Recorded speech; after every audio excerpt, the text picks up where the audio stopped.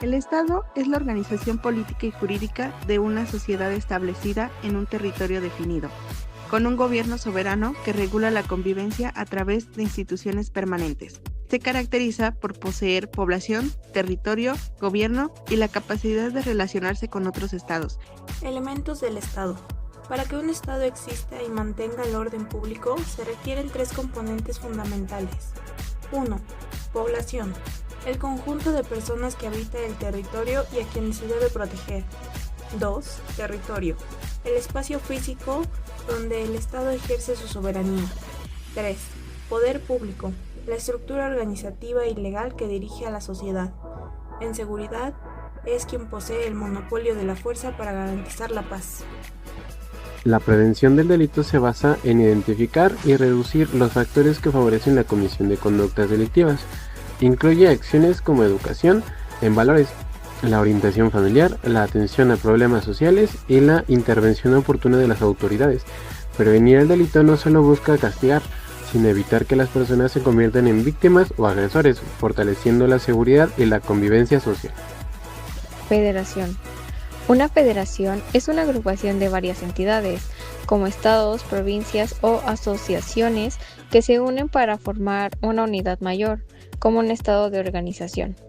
Estas entidades son relativamente autónomas, conservan su propio gobierno interno mientras se someten a una autoridad central y a una constitución común que rige el conjunto.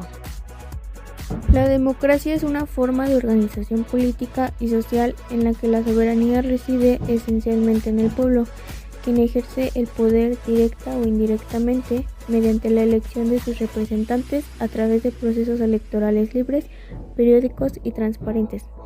Se caracteriza por el respeto al Estado de Derecho, la división de poderes, la protección de los derechos humanos y la igualdad ante la ley y a la participación ciudadana en la toma de decisiones públicas. Estado de Derecho. Es un sistema político en el que todas las personas e instituciones y el propio gobierno están sometidos a la ley y se rigen por ella. Esto implica que las leyes son públicas y se aplican de forma igualitaria e independiente. La voluntad es la capacidad de decidir y actuar de acuerdo a los propios deseos, necesidades o condiciones. La dominación es la acción y efecto de ejercer control, autoridad, poder o influencia sobre personas, grupos o territorios, implicando a menudo sometimiento o superioridad. Desde la perspectiva sociológica de Max Weber, se refiere a la probabilidad de encontrar obediencia a mandatos legitimada por factores tradicionales, carismáticos o legales. Poder codigno. Se refiere al poder que se basa en la autoridad y legitimidad, es decir, el poder que se ejerce porque se considera que es justo y legítimo. Es un tipo de poder que se ejerce a través de la aceptación y el respeto. Poder compensatorio. Se refiere al poder que se basa en la capacidad de ofrecer recompensas o beneficios a cambio de la obediencia o la cooperación. Es un tipo de poder que se ejerce a través de la oferta de incentivos.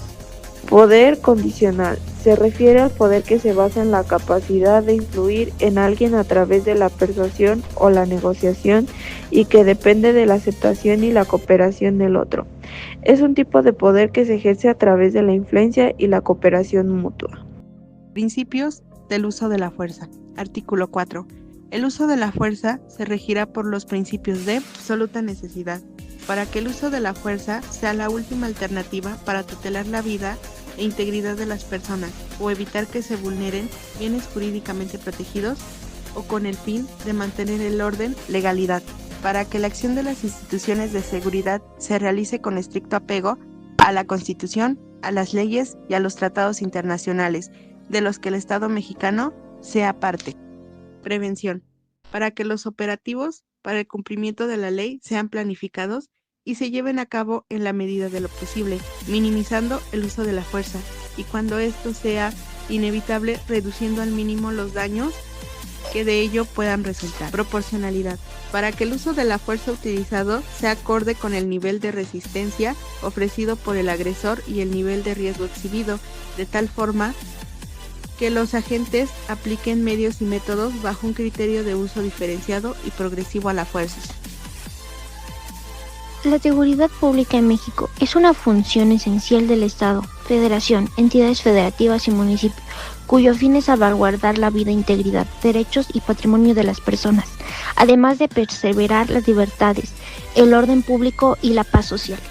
Las principales funciones son prevención. Significa que es la acción anticipada para evitar la comisión de delitos y violencia. Otra es la investigación y persecución. Actividades para establecer delitos y procesar a los presuntos responsables. Reinserción social. Programas para lograr la reintegración de personas sentenciadas a la sociedad. Seguridad ciudadana. Protección civil y mantenimiento del orden y la paz social. Principios de la seguridad pública. Legalidad. Actuar conforme a lo establecido en la ley y la Constitución. Objetividad. Basar las acciones en evidencias y hechos sin riesgos. Eficiencia. Cumplir con los objetivos utilizando recursos de manera óptima. Honradez. Rectitud en el ejercicio de sus funciones sin buscar beneficios personales. Respeto a los derechos humanos. Garantizar y proteger los derechos reconocidos en la Constitución. Orígenes de la seguridad pública. La seguridad pública surge desde que el ser humano vive en sociedad y necesita reglas y protección colectiva. Algunos orígenes importantes son comunidades primitivas, protección del grupo contra amenazas externas, estados antiguos, creación de normas y autoridades para mantener un orden. Estado moderno, la seguridad se convierte en una responsabilidad del gobierno, con leyes, políticas y sistema de justicia. Impacto del uso de la fuerza. De acuerdo con la Ley Nacional sobre el Uso de la Fuerza en México, el impacto se gradúa según la resistencia del sujeto.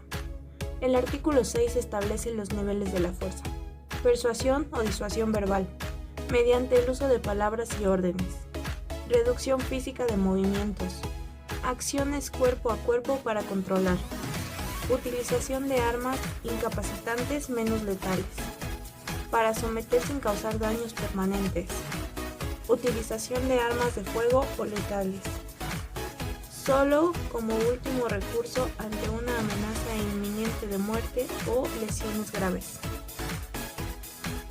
Las amenazas letales inminentes contempladas en el artículo 7 se presentan cuando existe un riesgo claro, real y próximo contra la vida o la integridad de una persona.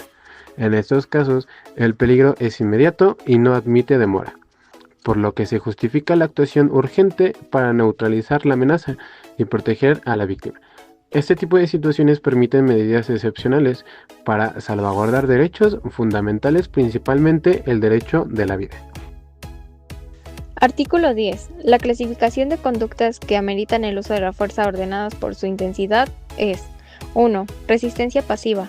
Conducta de acción u omisión que realiza una o varias personas, exenta de violencia, para negarse a obedecer las órdenes legítimas comunicadas de manera directa por los sujetos obligados, quienes previamente se han identificado como autoridad. Contra la resistencia pasiva podrán oponerse los mecanismos de reacción a los que se refieren las fracciones 1 y 2 del artículo anterior. 2. Resistencia activa. Conducta de acción o omisión que realiza una o varias personas, empleando la violencia, el amago o la amenaza, para negarse a obedecer órdenes legítimas comunicadas de manera directa por los sujetos obligados, quienes previamente se han identificado como una autoridad. Contra la resistencia activa podrán ponerse los mecanismos de reacción a los que se refieren las fracciones 1, 2, 3 y 4 del artículo anterior. 3. Resistencia de alta peligrosidad. Conducta de acción o omisión que realiza una o varias personas empleando la violencia, el amago o la amenaza con armas o sin ellas para causar a otra u otras o a miembros de las instituciones de seguridad lesiones graves o la muerte, negándose a obedecer órdenes legítimas comunicadas de manera directa por los sujetos obligados, quienes previamente se han identificado como autoridad. Contra la resistencia de alta peligrosidad podrán oponerse los mecanismos de reacción a los que se refieren las fracciones 1, 2, 3, 4 y 5 del artículo anterior. Artículo 11. Niveles de uso de la fuerza. El uso de la fuerza por parte de los agentes del orden debe aplicarse de manera progresiva, agotando cada nivel antes de pasar al siguiente de acuerdo con la resistencia presentada. En primer lugar, se establece la presencia de autoridad, que constituye el contacto inicial con la ciudadanía y se manifiesta mediante el uso adecuado del uniforme, el equipo correspondiente a la situación y una actitud profesional y diligente. En segundo término, recurre a la persuasión o disuasión verbal a través de órdenes, indicaciones o gesticulaciones orientadas a lograr la cooperación voluntaria de la persona.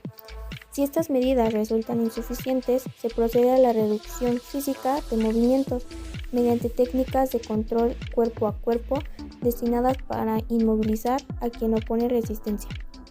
Posteriormente, puede hacerse uso de armas incapacitantes menos letales con el fin de someter una resistencia activa sin causar la muerte. Finalmente, como último recurso, se complementa la utilización de armas de fuego o fuerza letal exclusivamente para repeler agresiones de alta peligrosidad.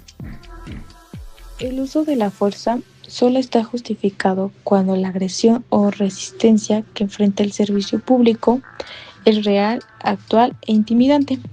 Es decir, el real si la agresión se materializa en hechos apreciables por los sentidos sin ser hipotética ni imaginaria. El actual si la agresión se presenta en el momento del hecho y la intimidante si la agresión está próxima a ocurrir y de no realizar una acción, ésta se consumiría. Urgencia médica. Son las situaciones que requieren atención inmediata para preservar la vida, la función de órganos o prevenir complicaciones graves. Estas situaciones pueden ser causadas por accidentes, enfermedades crónicas, inactividades severas o cuadros graves. El personal médico capacitado deberá evaluar a los pacientes de manera completa y oportuna para desarrollar prioridades de tratamiento para el manejo del paciente. Una víctima es cualquier persona que sufre una pérdida brusca del equilibrio funcional del organismo debido a un accidente, enfermedad repentina o lesión, heridas, quemaduras o ahogamientos, necesitando asistencia inmediata. Puede estar consciente o inconsciente, requiriendo evaluación primaria de signos vitales para evitar daños mayores. El primer respondiente es la primera persona que decide participar en la atención de un lesionado. Puede o no ser un profesional de la salud. Es el encargado de evaluar la escena, comenzar la revisión del lesionado y activar el servicio médico de urgencia. ¿Qué significa cada letra de A, B, D, I? A. Alerta. La persona está despierta, consciente, interactúa y responde normalmente a estímulos ambientales. B. Verbal. La persona no está completamente alerta, pero responde, abre los ojos, emite sonidos o mueve extremidades cuando se le habla o se le llama en voz alta. D. Dolor. La persona no corresponde a estímulos verbales, pero reacciona ante un estímulo doloroso, por ejemplo, una ligera presión en la zona clavicular. Y consciente, la persona no responde a ninguno de los estímulos anteriores, ni alerta, ni verbal, ni dolor. En este caso se debe verificar el pulso y respiración. La evaluación primaria en primeros auxilios es el examen inicial y rápido de una víctima para identificar y tratar condiciones potencialmente mortales, siguiendo las secuencias PAS, proteger, avisar y socorrer. La evaluación secundaria es un examen físico minucioso y sistemático de cabeza a pies, realizado tras la estabilización primaria para identificar lesiones no detectadas inicialmente.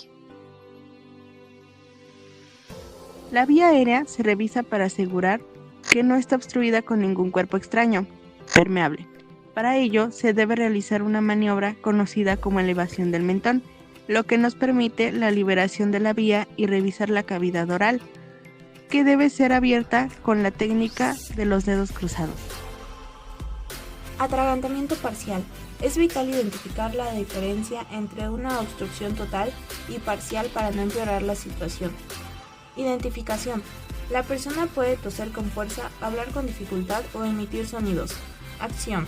No golpees la espalda, ya que el objeto podría bajar más. Instrucción.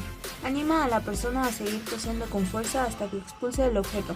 Si la tos se vuelve débil o la persona deja de respirar, se procederá a la maniobra de Heimlich.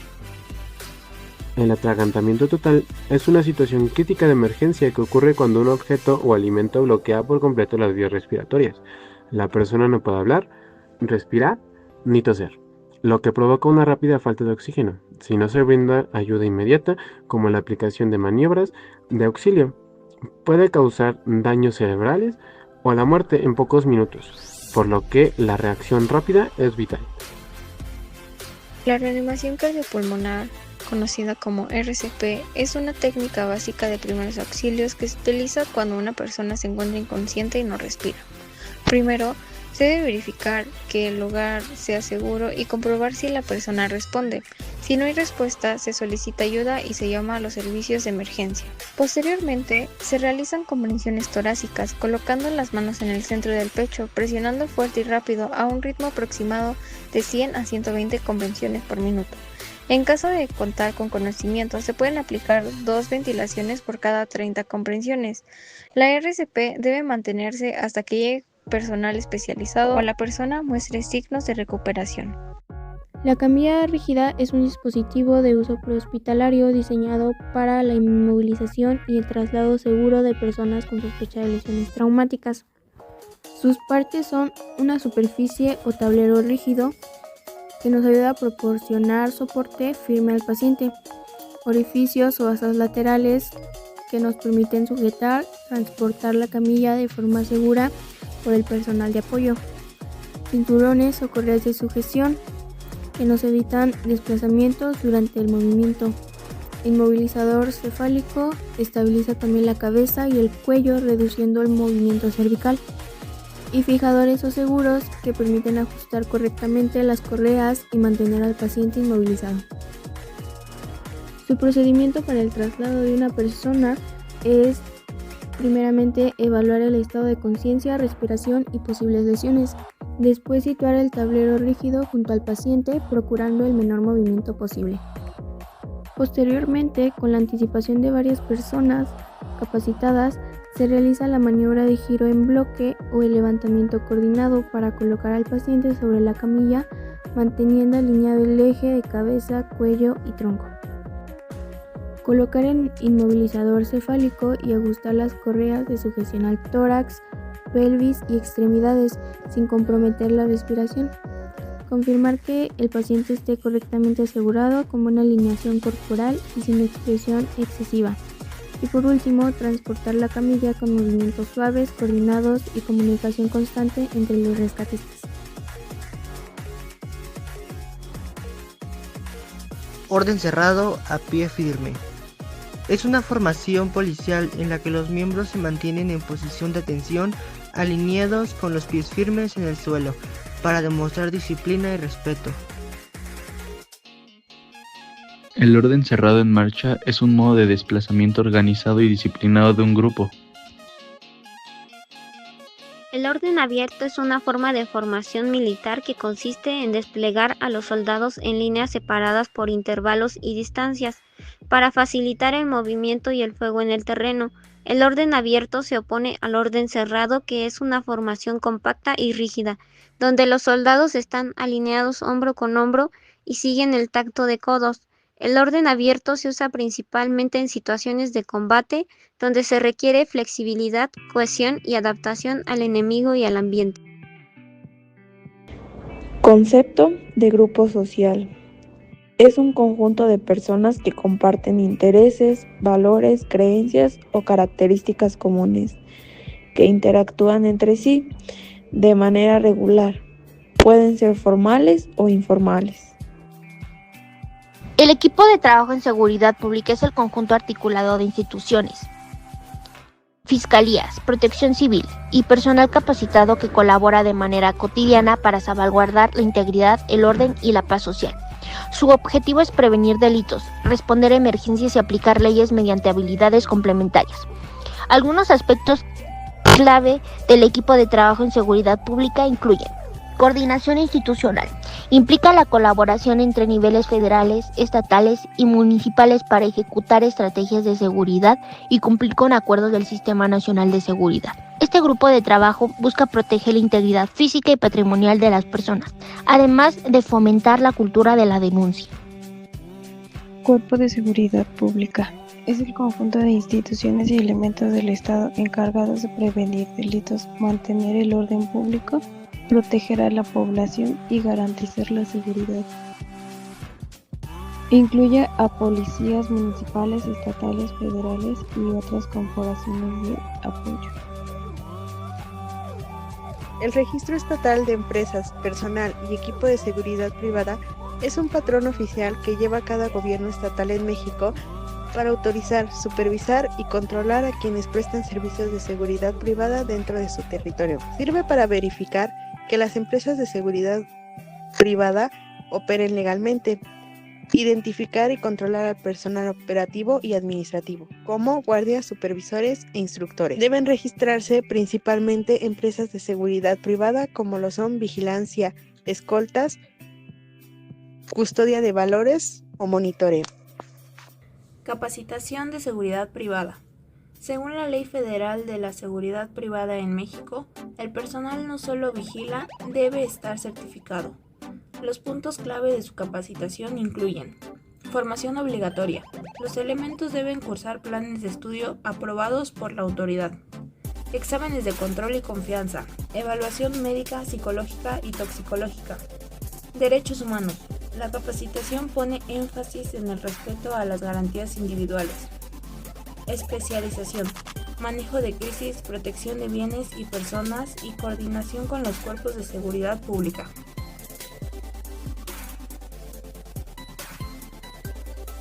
Franco izquierdo y derecho. Franco izquierdo. Todos giran el cuerpo hacia la izquierda. Franco derecho. Todos giran el cuerpo hacia la derecha. Este movimiento se hace de forma firme y al mismo tiempo.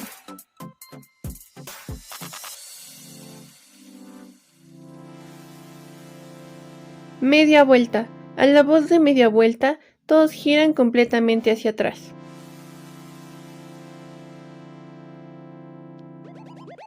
Un paso al frente. Al escuchar un paso al frente se avanza un solo paso. 3 pasos al frente. A la orden de 3 pasos al frente se avanzan 3 pasos de manera correcta. 5 pasos al frente. Se avanzan 5 pasos, pero con braceo, manteniendo alineación y disciplina. Paso corto. El paso corto consiste en avanzar con pasos pequeños y controlados, manteniendo el ritmo y la alineación del grupo. Paso redoblado. El paso redoblado es una marcha más rápida y firme, donde los pasos son más largos y el movimiento es coordinado.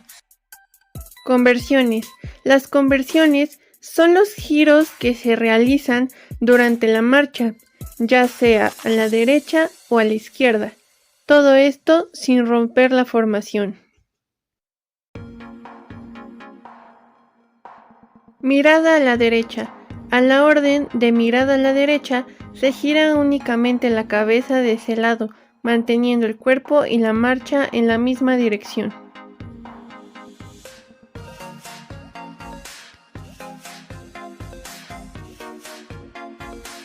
Posición en guardia.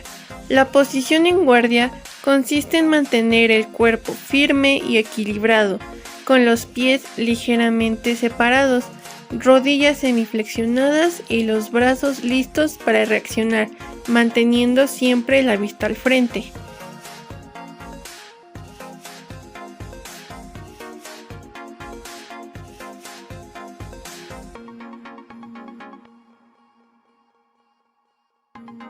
Serie de estocadas y golpes planos. La serie combinada se ejecuta de manera continua, alternando estocadas al frente y golpes planos laterales, sin detener el movimiento, manteniendo el control, la postura y el equilibrio durante toda la ejecución. Esta serie permite mejorar la coordinación, la reacción y el control en una intervención. Serie de giros y defensas. La serie combinada de giros y defensas se ejecuta de manera continua, realizando giros controlados y defensas firmes, manteniendo siempre el equilibrio.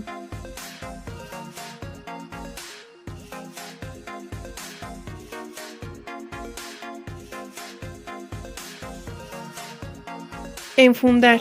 Enfundar consiste en regresar el bastón a su funda, de manera controlada y segura, manteniendo la postura, la vista al frente y asegurándose de que quede bien colocado antes de continuar.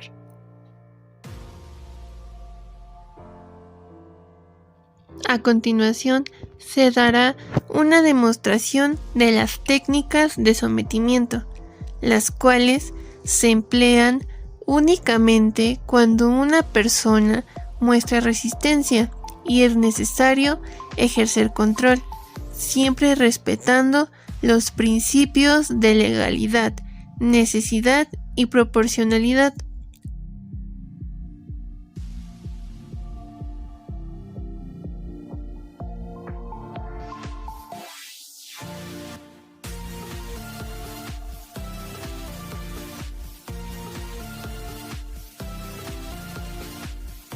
Las técnicas de sometimiento tienen como objetivo principal controlar e inmovilizar, no causar daño. Se aplican buscando reducir el riesgo, tanto para la persona intervenida como para el personal que las ejecuta. Estas técnicas se basan en el control del cuerpo, principalmente en brazos, hombros y desplazamiento, utilizando la postura correcta, el equilibrio y el peso corporal para mantener dominio de la situación. Durante la ejecución es fundamental mantener una posición estable, una actitud firme y una comunicación verbal constante, indicando instrucciones claras para que la persona coopere. Estas técnicas se basan en el control del cuerpo, principalmente de brazos, hombros y desplazamiento, utilizando la postura correcta, el equilibrio y el peso corporal para mantener dominio de la situación.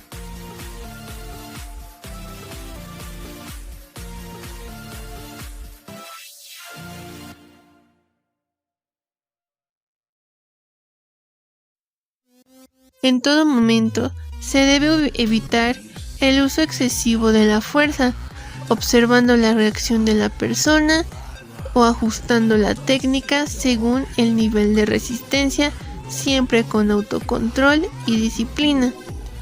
Las técnicas de sometimiento son una herramienta fundamental dentro de la formación del personal, ya que permite controlar situaciones de riesgo de manera eficaz y segura, siempre priorizando la integridad física de todas las personas involucradas. Su correcta aplicación requiere disciplina, autocontrol y una evaluación constante de la situación, recordando que el objetivo principal no es castigar ni causar daño, sino restablecer el orden y prevenir mayores riesgos. El personal debe actuar en todo momento con profesionalismo, respeto a los derechos humanos y apego a la normativa vigente, utilizando únicamente el nivel de fuerza necesario y reduciéndolo conforme disminuya la resistencia. Una intervención bien ejecutada refleja preparación, responsabilidad y compromiso con la seguridad, demostrando que el uso adecuado de las técnicas de sometimiento contribuye a una actuación ética, legal y efectiva.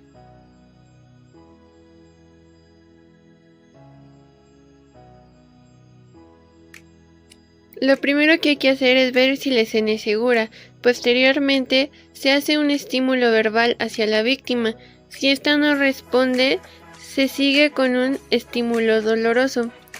Si sigue sin haber respuestas, se procede a llamar al 911.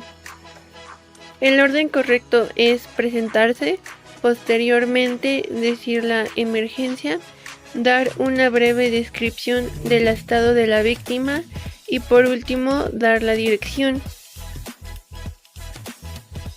Después se checa el pulso, se ve si respira y si no hay ninguna obstrucción en la vía aérea. Maniobra de Heimlich. La maniobra se hace únicamente cuando la persona no puede respirar, no puede hablar o presenta signos claros de atragantamiento total, como llevarse las manos al cuello. Para realizar la maniobra, el rescatista se coloca detrás de la persona, rodea su abdomen con ambos brazos y coloca un puño cerrado justo arriba del ombligo. Con la otra mano se sujeta el puño y se realizan compresiones firmes hacia adentro y hacia arriba, de forma controlada, hasta que el objeto sea expulsado o la persona pueda volver a respirar. Durante la maniobra se debe mantener estabilidad, firmeza y actuando con rapidez, pero sin perder el control.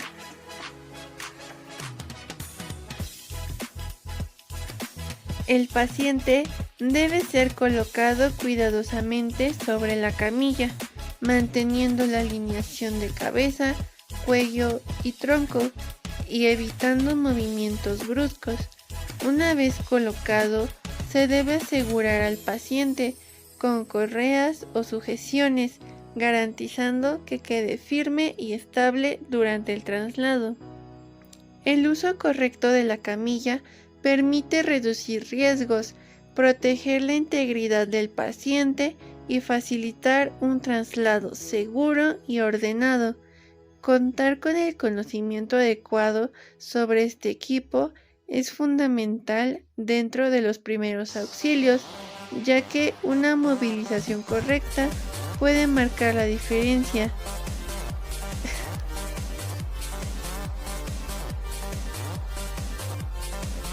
Durante el traslado es importante coordinar los movimientos entre el personal que participa, manteniendo comunicación constante y levantando la camilla de forma uniforme.